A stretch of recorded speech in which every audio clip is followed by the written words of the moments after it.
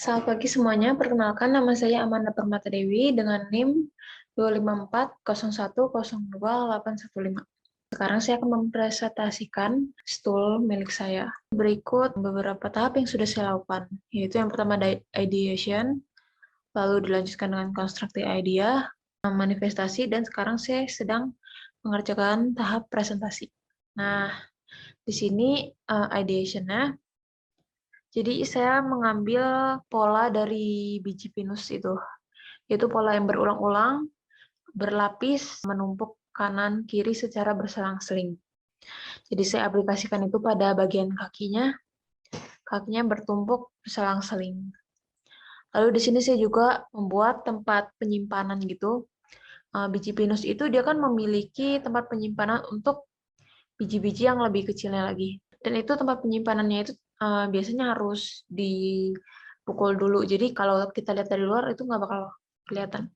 Nah, di sini saya membuat sebuah penyimpanan rahasia. Kalau orang belum pernah lihat kursi ini, dia nggak bakal tahu kalau di situ ada tempat penyimpanannya. Jadi harus dikasih tahu dulu rahasia. Terus di sini saya juga menggunakan join. Joinnya itu saya mengambilnya di ujung sisik buah pinus itu, dia terdapat bentuk-bentuk diamond gitu.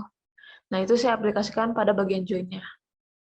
Nah, di sini ada mood board-nya, yaitu ada pinusnya, dia bertumpuk, sisik, terus ada batu. Saya ingin membuat kursi yang kokoh dan keras, jadi full kayu solid. Lalu di sini bentuknya dia tegas, meskipun dia ada bagian melengkungnya di bagian atas, tapi tetap tegas. Lalu di sini ada celengan, artinya sebagai tempat penyimpanan. Nah, di sini saya memakai kayu kamper dan di finishing dengan politur water base merek Propan, warnanya light walnut. Nah, di sini saya sudah melakukan beberapa studi. Yang pertama ada studi manusia, berdasarkan data orang Asia yang berusia 20-30 tahun, laki-laki dan perempuan. Jadi memiliki tinggi lutut 52 cm, panjang paha 53 cm, tinggi popliteal 42 cm, dan panjang popliteal 41 cm, serta lebar pinggul 40 cm. Sehingga berdasarkan data di atas, saya akan membuat kursi dengan tinggi plus minus 42 cm dengan lebar dudukan kurang lebih 40. Di sini saya sudah melakukan studi perilaku juga. Nah, saya mengamati sebenarnya dari diri saya sendiri. Jadi yang pertama ada duduk tegak dengan badan lurus, kaki menengkuk, tangan di atas kaki. Lalu yang kedua ada duduk dengan kaki menumpu di lantai, kaki satunya diangkat dan menumpu pada kaki yang satunya. Tangannya menumpu seperti ini. Lalu yang ketiga ada duduk dengan satu kaki menumpu pada lantai dan kaki satunya disilangkan di atasnya. Lalu ada duduk dengan kaki diangkat dengan punggung membungkuk. Ada duduk dengan kaki membuka, lalu tangan ditaruh di tengah kaki. Lalu ada duduk maju dengan kaki menengok ke belakang.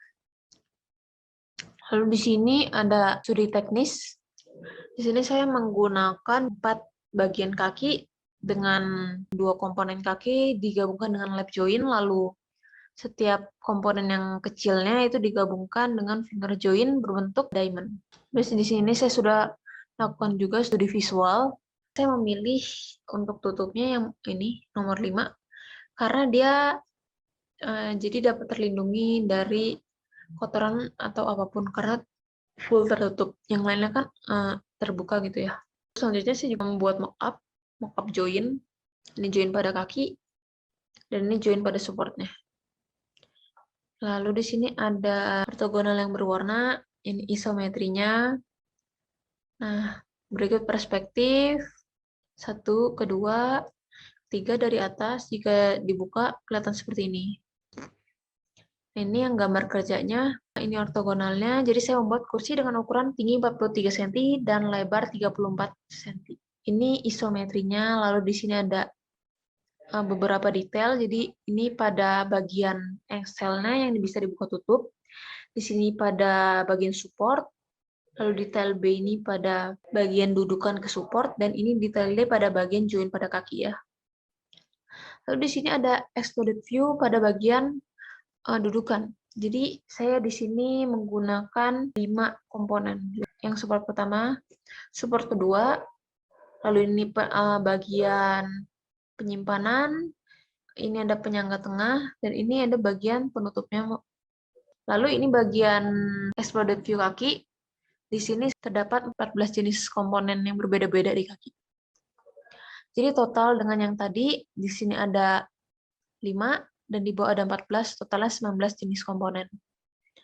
Nah, berikut di bawah ada gambar per komponen. Setelah menggambar komponen, saya mulai mencari workshop. Workshop yang saya pakai ada di dekat Tegalega, di seberangnya. Lalu setelah workshop ketemu, saya mengirim gambar kerja.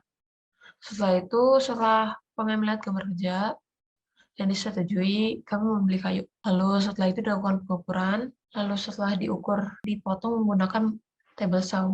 Setelah itu diratakan, kayunya dihaluskan menggunakan hand planer. Setelah itu dibentuk pola yang lebih detail. Setelah pola detail jadi, dipotong menggunakan jigsaw. Setelah itu melakukan pengepasan join.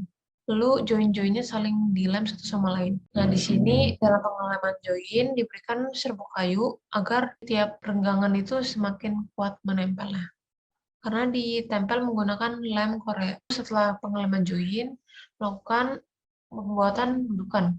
Dudukannya ini karena agak besar, jadi dia menggunakan penggabungan kayu. Jadi harus dilem dulu. Nah, ini baru menggunakan lem kayu. Setelah itu menunggu pengiringan, dijepit sepertinya agar lebih kuat. Setelah itu membuat bagian support terlebih dahulu dengan tatah. Setelah supportnya jadi, masih membuat dudukan karena tadi belum kering. Sekarang sudah kering baru dipotong. Ini dibentuk mortise tenon pada bagian dudukan untuk menyambung ke bagian support. Setelah selesai, diberikan finishing. Setelah finishing selesai, di-assembling, digabung-gabungkan, dan akhirnya jadi. Sekian presentasi dari saya. Sekarang saya akan menunjukkan video sinematiknya. Selamat menonton!